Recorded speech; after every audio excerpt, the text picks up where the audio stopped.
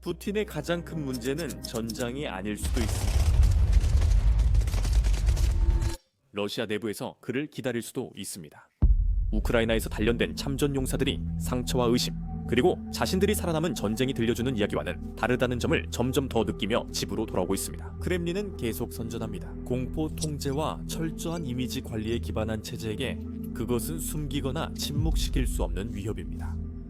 이 남자들은 단순한 전직 군인들이 아니라 푸틴의 권력을 관통하는 움직이는 단층선입니다. 그들은 수가 많고 전투 경험이 있으며 분위기도 예측 불가합니다. 이것만으로도 크렘린이 불안해하지만 더 깊이 파고드는 부분이 있습니다. 푸틴의 그들을 통제하려는 거대한 계획은 이미 금이 가기 시작했습니다. 선전과 현실 사이의 격차가 점점 더 벌어지고 있기 때문입니다. 매달 표면 아래에서 무언가가 변화하고 있습니다. 크렘린이 계획하거나 완전히 통제할 수 없는 일입니다. 보면 알겠지만 러시아가 칭송하는 남성들이 사실 러시아가 가장 두려워하는 인물일 수 있습니다. 여기서 모두가 불안해합니다. 참전 용사들은 끔찍한 일을 겪은 뒤 조용히 돌아오지 않습니다. 그들은 경험을 비교하고 대화를 나누며 전쟁의 공식 설명을 하나씩 벗겨내고 있습니다. 그들은 균열을 드러내려 집회나 연설이 필요하지 않습니다. 필요한 건 부엌 식탁, 몇몇 친구들, 그리고 그들이 본 진실뿐입니다. 그리고 그런 이야기들이 퍼지기 시작하면 크렘린은 가장 의존하던 단 한 가지, 즉 이야기의 통제권을 잃게 됩니다. 이것이 푸틴이 마주한 상황의 심각성을 보여줍니다. 우리는 단기간 분쟁 후 돌아오는 소수 군인 얘기가 아닙니다. 이것은 러시아가 수십 년 만에 겪는 가장 큰 규모의 전투 경험자들의 물결이며 이들 모두가 사회로 다시 복귀하고 있습니다. 현재 국방부 유출 자료에 따르면 62만 명이 넘는 참전 용사들이 이미 복귀하거나 제대했습니다. 그 숫자만으로도 나라를 바꿀 수 있지만 이것은 첫 물결일 뿐입니다. 앞으로 수십만 명이 더 뒤따를 전망입니다. 각 집단은 각자의 분위기, 트라우마, 잘못된 점 인식을 가지고 이 혼란이 민간인 대중에 스며듭니다. 이 세력은 단일하지 않고 같은 전쟁을 겪었다는 점만으로 모인 다양한 집단입니다. 처음 지원한 계약직 군인과 전투를 예상 못한 징집병들도 있습니다. 조용한 직장에서 소집된 예비군과 비상동원령으로 군복을 입은 평범한 남성들도 있습니다. 많은 트르코이칸 뒤군은 이들이 충격을 받거나 환멸을 느끼며 돌아왔고 많은 이들이 분노한 채로 돌아왔으며 일부는 그들의 공동체가 감당할 수 없을 정도로 변화된 모습으로 돌아왔습니다. 그리고 크렘린이 잊고 싶어하는 집단도 있습니다. 바로 죄수 출신 지원병들입니다. 7만 명이 넘는 사면된 전과자들이 이미 전선에서 가장 격렬한 구역에서 복무한 뒤 사회로 다시 풀려났습니다. 이들은 전쟁 전부터 범죄와 가까웠고 우크라이나의 잔혹함이 그 본능을 더 강화했습니다. 이들이 예전보다 지금 더 큰 위험이 되었습니다. 이들은 이미 빈곤과 취약한 제도, 낮은 신뢰로 어려웠던 지역으로 돌아가고 있습니다. 이 참전 용사들이 다양하기 때문에 그들이 가지고 돌아오는 경험들은 정말로 천차만별입니다. 일부는 바흐무트와 마리우폴 폐허에서 복도마다 함정처럼 싸웠고 다른 이들은 참회에서 드론 아래 몇 달을 보내며 작은 움직임이 죽음을 불렀습니다. 몇몇은 규율을 지키려 애쓴 특수부대 출신이었습니다. 와그너와 스톰즈의 전투원들은 오직 생존, 가혹한 명령, 엄청난 손실, 그리고 제대로 된 훈련도 없이 만들어졌습니다. 이 전투들은 겉으로는 보이지 않는 상처를 남겼지만 그 상처들이 지금의 그들을 만들었습니다. 그리고 상상대로 그들의 정신도 산산조각났습니다. 외상 후 스트레스 장애는 어디에나 있고 러시아는 이를 제대로 대처할 준비가 전혀 되어 있지 않습니다. 심지어 보건부도 10월에 귀환 병사 400명당 정신과 병상이 단 하나뿐이라고 인정했습니다. 이것만 봐도 이 남성들을 맞이하기 위한 시스템이 얼마나 부족한지 혹은 아예 존재하지 않는지를 알 수 있습니다. 고통은 결국 표출되며 자주 거리에서 드러납니다. 그리고 이들 중 많은 사람들이 가난한 지역 출신으로 돈도 거의 없고 기회는 더더욱 적다는 점을 기억하세요. 푸틴이 시베리아와 소수민족에서 인력을 대거 끌어온 것을 떠올려보세요. 그 남성들은 전쟁 전부터 힘들었던 마을로 돌아오고 있습니다. 소수민족 공동체의 분노가 특히 큽니다. 바랴티아, 투바, 다게스탄은 모스크바나 상트페테르부르크보다 4~5배 더 많은 남성을 전쟁에 보내 많은 희생자가 발생했습니다. 고향에 돌아온 생존자들은 TV에선 연궁이지만 사석에선 총알바디 취급을 받습니다. 모집운동을 지지했던 지역 지도자들은 이제 마치칼라와 울란우데에서 분노한 군중을 피해 다닙니다. 장례식은 몇 시간 만에 시위로 바뀝니다. 슬픔이 분노로 표출되기 때문입니다. 모스크바는 우크라이나가 아니라 이런 지역들에 추가로 진압 경찰을 계속 보내고 있습니다. 그것만 봐도 정권이 다음 폭발이 어디서 일어날 가능성이 가장 높다고 생각하는지 알 수 있습니다. 이 모든 것은 분노, 실망, 그리고 어디에도 쏟을 수 없는 일종의 자부심과 뒤섞여 트라우마를 더욱 부추깁니다. 이 남성들 상당수는 평범한 직업을 갖는 것이 비현실적으로 느껴집니다. 많은 이들은 시도조차 하지 않고 일부는 자신이 더 이상 전쟁터가 아니라 집에 돌아왔다는 사실조차 완전히 실감하지 못합니다. 이것은 단순히 남성들의 물결이 아니라 국가가 흡수할 수 없는 트라우마와 기술, 그리고 경험의 물결입니다. 그래서 크렘린은 그들이 아무리 많은 훈장을 받았더라도 그들을 영웅으로 보지 않습니다. 크렘린은 훈장을 주면서도 그들을 통제할 수 없는 존재로 봅니다. 그 그림자는 이제 푸틴의 조직된 체제 위에 드리워져 있습니다. 이것이 바로 진짜 질문으로 이어집니다. 그는 왜 그들을 그렇게 두려워할까요? 그 두려움은 정치에서 시작됩니다. 참전 용사들은 정부나 TV가 만들 수 없는 실제 싸움의 무게를 지녔습니다. 러시아 관료들은 충성, 구호 반복, 실수 회피로 출세합니다. 우크라이나에서 돌아온 남성들은 다른 권위를 지닙니다. 그것은 훈장이나 연설에서 나오는 것이 아니라 그들이 나라를 위해 싸웠다고 말할 때 모두가 그것이 사실임을 알고 있다는 단순한 사실에서 나옵니다. 그로 인해 러시아 내부에 위험한 간극이 생깁니다. 한편엔 목숨 걸고 싸운 이들이, 다른 한편엔 희생만 말한 이들이 있습니다. 푸틴 선정아들은 하루 종일 자신을 애국자라 부를 수 있습니다. 하지만 아브디브카에서 다리 절반을 잃은 그는 그 논쟁에서 목소리를 높일 필요가 없습니다. 거리 싸움은 시끄럽지만 진정한 도덕적 권위를 가진 더 큰 위험은 투표소나 주지사 사무실로 들어가는 사람입니다. 이건 범죄나 불안이 아닌 정당성 문제입니다. 참전용사는 공직자가 가질 수 없는 권위가 있습니다. 그것은 러시아 정치의 핵심을 직접 겨냥합니다. 만약 그들이 좌절감을 실제 조직으로 바꾸기로 결정한다면 그들은 지역 지도자들, 지방 보스들, 심지어 국가 지도자들까지도 위협할 수 있습니다. 역사는 이것이 왜 중요한지 보여줍니다. 소련의 아프가니스탄 전쟁 후 귀환 전사들은 국가 약화로 정치적 목소리와 중훈사 지도자가 됐습니다. 오늘날 참전 용사는 더 많고 더 노련합니다. 2025년 말 기준으로 최소 183명의 전직 전선 병사들, 이 이미 지역의회 의원으로 선출되었으며 이는 이전 선거 주기의 3배에 달하는 수치입니다.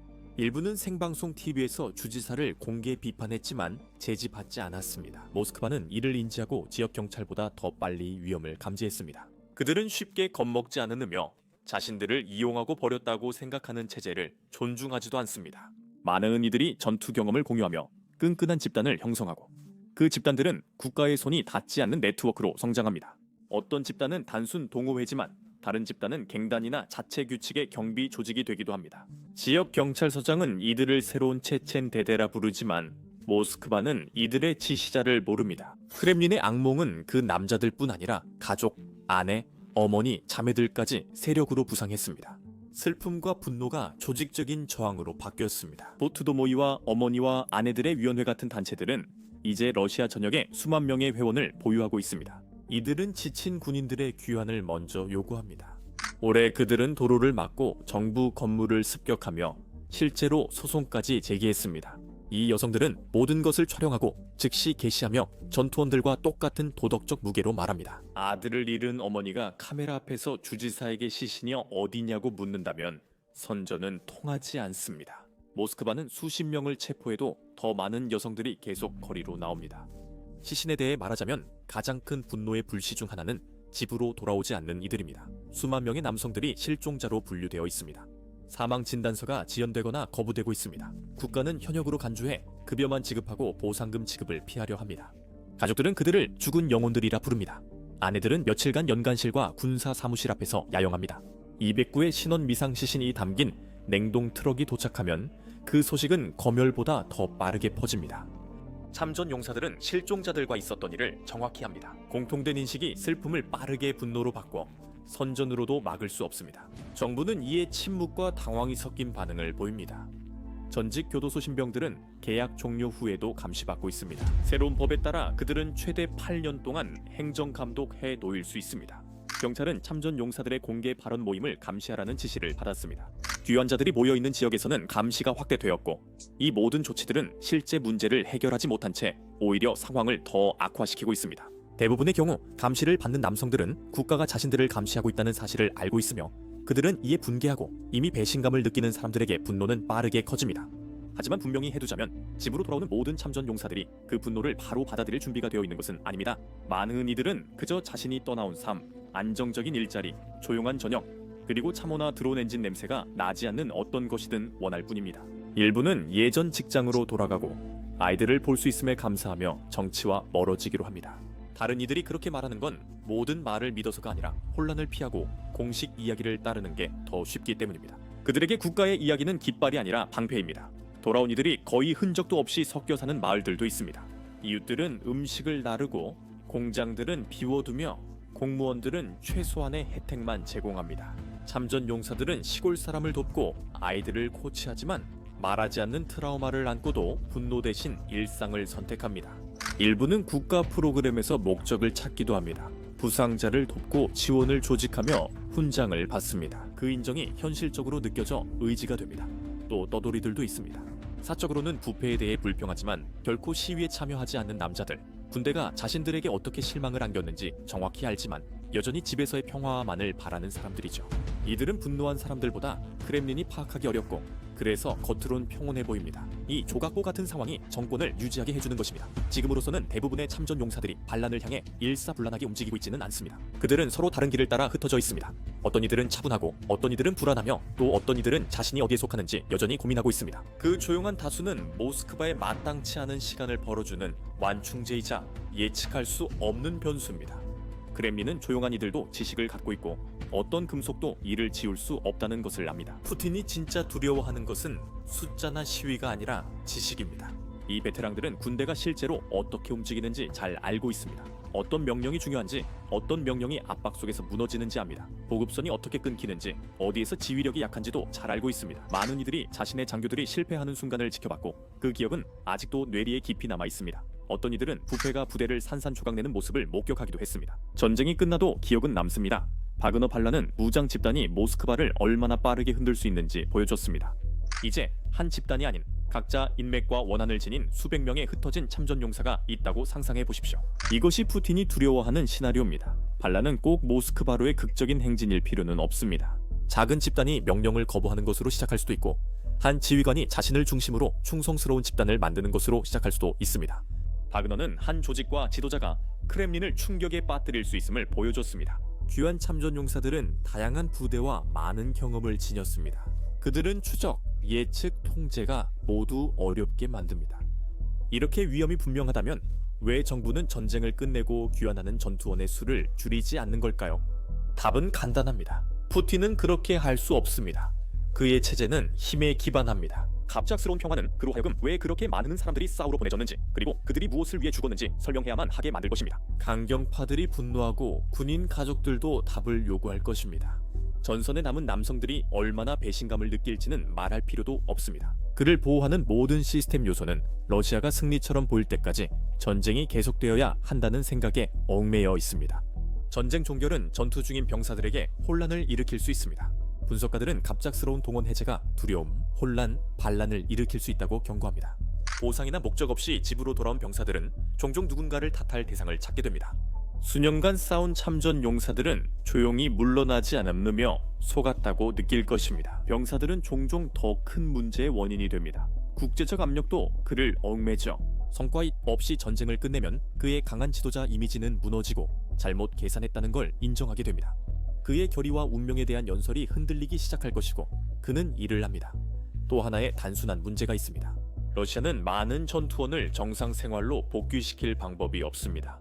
국가는 수백만 명의 남성들을 재통합할 돈도 주택도 지원 서비스도 부족합니다. 동원 해제는 모든 나라에서 어렵고 러시아처럼 제도가 약한 곳에선 더 위험해집니다. 전쟁이 장기화되자 크렘린은 다른 전술을 시도했습니다. 멀리서 보면 영리해 보입니다. 체제에 도전할 수 있는 참전 용사들을 오히려 체제를 지키는 충성스러운 계층으로 만드는 것입니다. 블라디미르 푸틴의 바람은 단순합니다. 그들의 분노를 억누를 수 없다면 어쩌면 그 분노를 다른 곳으로 돌릴 수 있을지도 모릅니다. 전쟁에서 싸우고 살아남은 이들로 새로운 엘리트를 만드는 것이죠.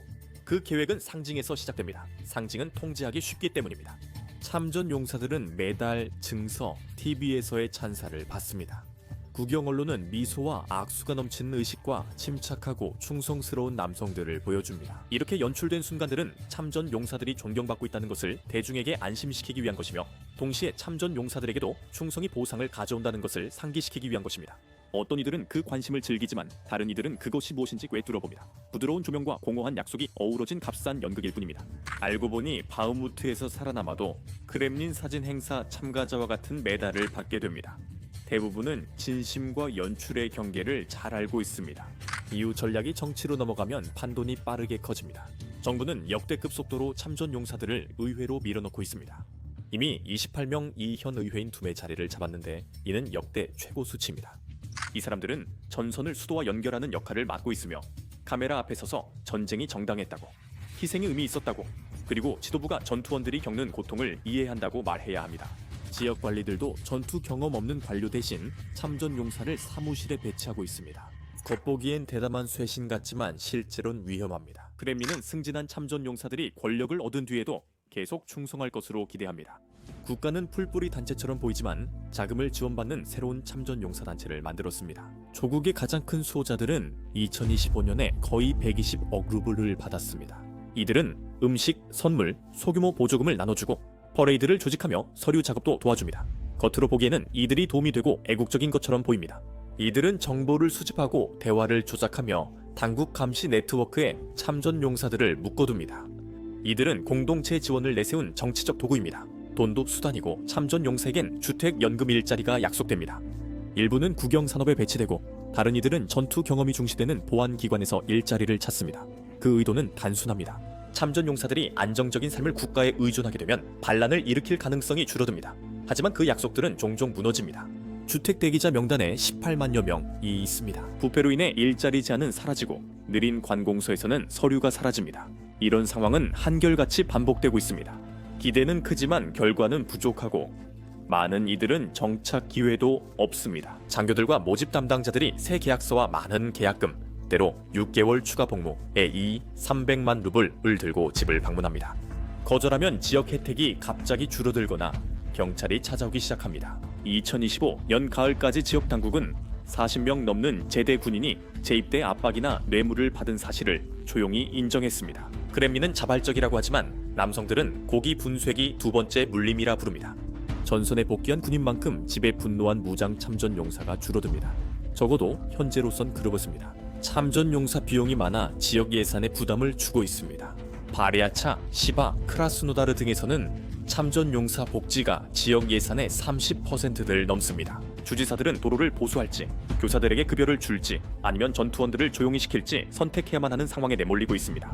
대부분은 전투원들을 선택해서 병원은 인력이 부족하고 학교는 방치되고 있습니다. 계약서에 한 번도 서명한 적 없는 민간인들은 자신들의 세금이 아들들을 앗아간 바로 그 전쟁에 사라지는 것을 지켜보고 있습니다. 양쪽 모두에서 불만이 커지고 있고 그 사이에 끼인 지역 관리들은 점점 당황하기 시작합니다. 바로 여기서 신화가 등장합니다. 크렘린은 우크라이나 참전자만이 국가를 이끌 자격이 있다고 주장하기 시작했습니다. 이것은 참전 용사를 특별하게 분류해 국가가 원하는 대로 이끌 수 있게 합니다. 그들은 자신들이 충성스러운 선택된 수호자라고 들었습니다. 포화 속 자부심이 높아지지만 함정도 커집니다. 그 정체성을 받아들이면 그들은 개인이 아닌 상징으로 행동할 것입니다. 그들은 충성을 외쳐야 하고 질문을 해서는 안 되며 전쟁을 지지해야 하고 그 실패를 지적해서는 안 됩니다. 많은 사람들이 그 함정을 분명히 보지만 다른 선택지는 위험하거나 심지어 절망적으로 느껴지기 때문에 어쩔 수 없이 따라갑니다. 문제는 현실이 그렇게 협조적이지 않다는 것입니다. 참전 용사들은 하나의 통일된 집단이 아니며 그들은 서로 다른 지역, 계층, 그리고 다양한 경험을 가지고 있습니다.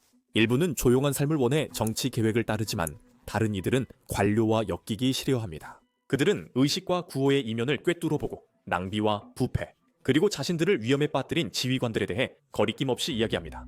일부는 부상병이나 전사자 가족을 돕고자 독립단체를 만듭니다. 이 단체들은 위에서 내려오는 지시를 따르지 않으려며 국가는 이들을 의심의 눈초리로 지켜봅니다. 독립적인 네트워크가 빠르게 성장하고 있습니다. 베테랑이 SBO 크루스툼 200 포이줌 데모이 등은 이미 수십만 팔로워를 보유하고 있습니다. 이들은 참회에서 찍은 영상을 공유하고 부패한 장교를 공개하며 의수족 크라우드 펀딩과 기소 위기 남성 법률 지원도 조직합니다.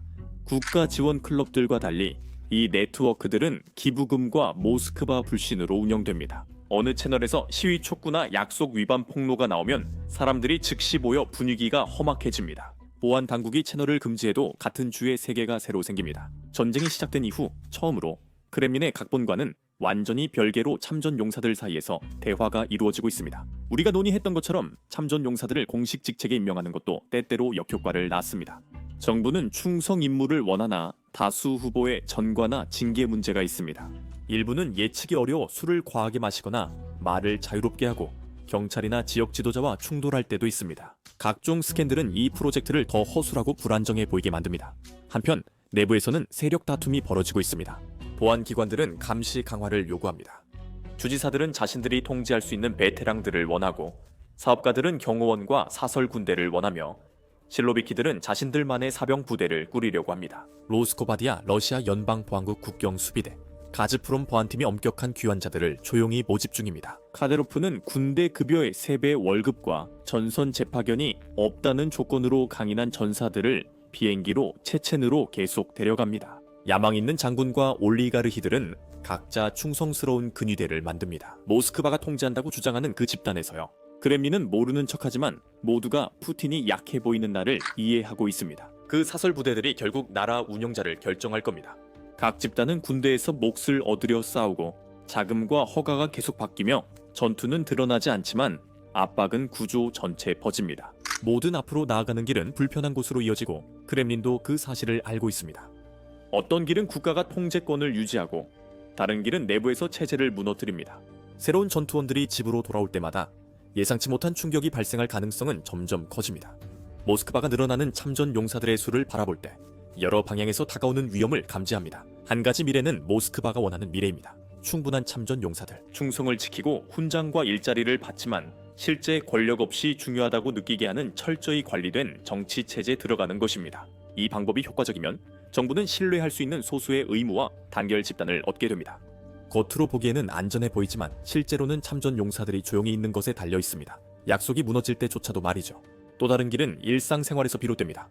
참전 용사들은 일자리가 부족하고 범죄가 증가하는 마을로 돌아옵니다. 소규모 집단이 생기고 일부는 경찰 공무원과 충돌하는 갱단이 됩니다. 이것이 전국적으로 큰 충격은 아니지만 지속적인 문제를 일으킵니다.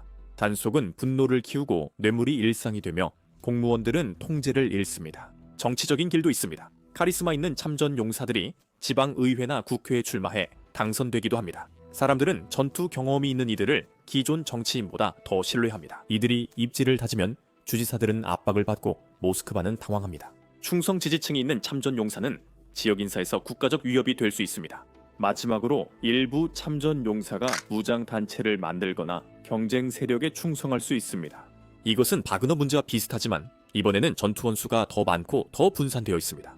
이들은 무기, 물자 지원과 안보 약점을 잘합니다. 이런 분열의 기미만 보여도 모스크바는 두려움에 휩싸입니다. 그래서 모스크바는 계속 압박을 강화하지만 그럴수록 긴장감도 높아집니다. 언젠가는 무언가가 터질 수밖에 없고 한 방향으로만 터지진 않을 겁니다. 매달 전선에선 공식 이야기의 허점을 잘 아는 수천 명의 남성들이 다시 나타납니다. 그들은 문제를 일으키기 위해 선언문이나 지도자가 필요하지 않습니다. 그저 서로 가족들에게 그리고 집을 떠나지 않은 이웃들에게 계속 이야기하기만 하면 됩니다. 그 대화는 이미 주방, 막사, 마당, 그리고 모스크바가 빠르게 차단하지 못하는 텔레그램 채널에서 이루어지고 있습니다. 푸틴 체제는 힘의 영속성과 의심을 감옥이나 돈으로 해결할 수 있다는 믿음에 기반합니다. 이 참전 용사들은 두 신념이 무너지고 있음을 보여줍니다. 그들은 아직 야당이 아닙니다. 그들은 더 조용하면서도 훨씬 더 위험한 존재입니다. 수십만 명의 남성들이 그 기계를 내부에서 직접 보고 살아남았으며 이제는 그들을 그곳으로 보냈던 구호들을 더 이상 믿지 않습니다. 지금까지 크렘린은 훈장, 협박, 재계약으로 시간을 벌고 있지만 시간이야말로 그들이 점점 잃어가고 있는 유일한 것입니다. 가장 빠르게 다음 물결이 기차에서 내려와 약속이 끝났다고 결정하는 그날이 오면 러시아를 무적의 나라로 만들기 위해 시작된 전쟁이 결국 모든 것을 지탱하던 체제를 무너뜨리는 계기가 될지도 모릅니다. 오늘이 그날은 아니지만 25년 만에 처음으로 크렘린의 많은 사람들이 그날이 언제일지 잠 못 이루며 고민하고 있습니다.